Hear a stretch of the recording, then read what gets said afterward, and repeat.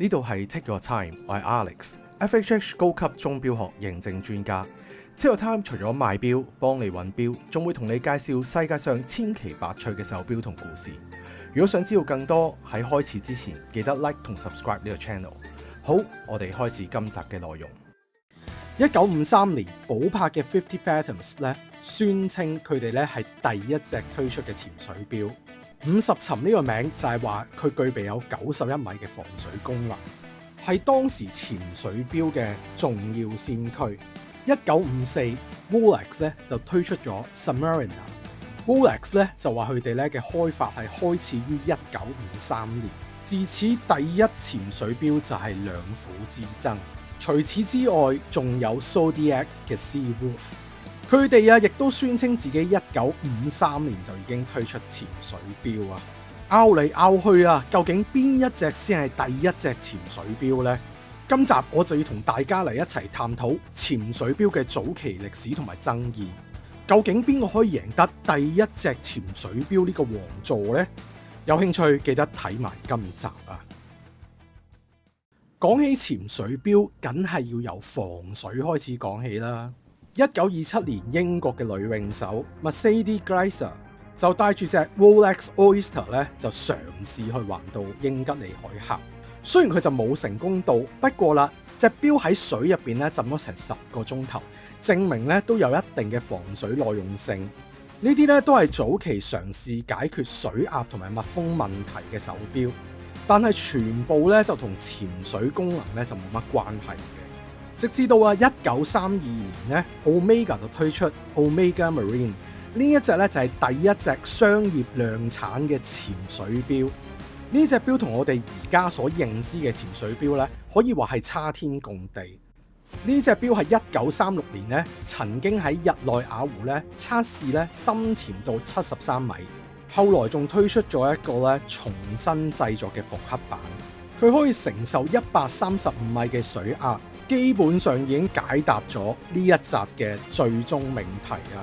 冇錯，佢就係第一隻潛水錶。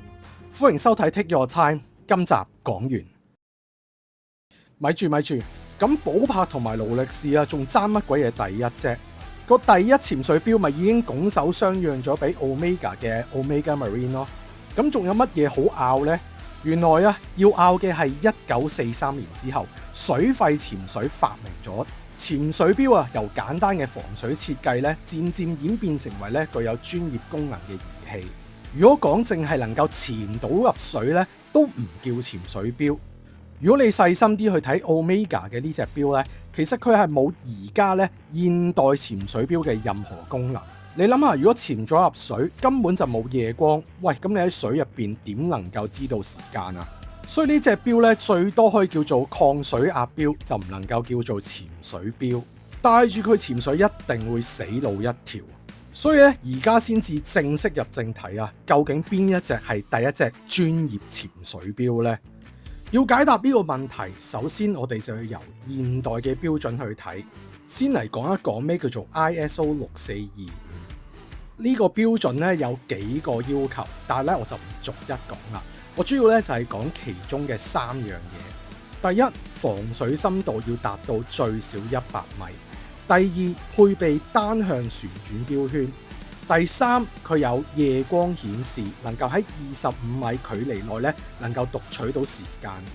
我哋一齊咧嚟重溫一下50 Fathoms 呢隻錶先。50 Fathoms 咧就係宣稱1953年推出，專為法國海軍設計嘅。當時咧就具備有91米防水啦、單向旋轉錶圈同埋自動上鏈機芯。不過呢隻錶咧有一個爭議嘅，就係佢首次公開紀錄咧係1955年嘅巴塞爾展覽。另一邊廂 Rolex 嘅 Submariner 咧喺1954年咧就已經推出啦。佢哋咧就宣稱自己1953年就已經開發。Rolex 咧就有一個測試報告嘅，喺1953年嘅10月嘅時候咧，已經證明咗咧佢有防水性能啦，而且咧能夠喺錶冠拉出嘅狀態底下咧潛水都冇問題。據稱呢隻錶有100米防水，夜光指針，不過咧就係雙向嘅錶圈。而且喺1958年咧，美軍嘅測試底下咧 ，Submariner 咧仲漏水同埋咧標圈卡住啲泥咧，所以失敗咗。相反啊 ，50 Fathoms 咧就冇呢個問題啊，令到佢成為一個咧比較有軍事優勢嘅一隻潛水錶。除咗兩大巨頭咧爭崩頭之外咧，仲有乜嘢啊？大家仲記唔記得啊？1936年已經為意大利海軍開發嘅 Panerai 表示：我潛緊水嘅時候啊 ，Rolex 同埋寶珀，你兩個去咗邊啊？我潛緊水打緊仗嘅時候，你哋啲潛水錶啊都仲未出世啊！潛水標準表示你冇標圈，就係咁，所以 Panerai 咧都已經被摟咗啦。咁係咪得翻寶珀同埋 Rolex 兩者喺度鬥緊呢？唔係啊，仲有佢啊，一個咧大家未必認識嘅牌子 Zodiac。佢哋咧推出咗 Seawolf， 佢哋就宣稱啊，1953年嘅時候咧，佢哋就已經推出啦，有200米防水同埋旋轉標圈，仲勁過你兩個。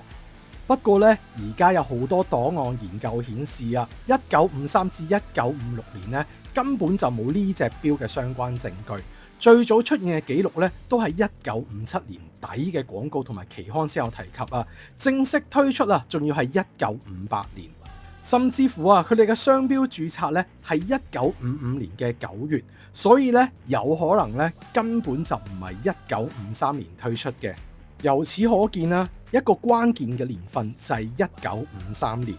邊個咧真係喺1953年推出潛水錶咧？佢就應該係咧現代潛水錶嘅始祖。唔知大家有冇發現啊？所以咧一切都係咩啊？marketing 嘅策略。邊個係1953年？邊個就係王者？不如我哋用一個更公平嘅方法咧去看待呢件事啊。ISO 6425咧係1996年嘅時候引入嘅，距離呢一個第一隻專業潛水錶嘅1953年咧，足足咧遲咗43年。根據呢一個標準啊，其實大家都輸咗。嗱，你就叫50沉啊，得91米啫嘛，唔夠100米，輸。嗱，你開頭咧就雙向旋轉標圈嘅，輸。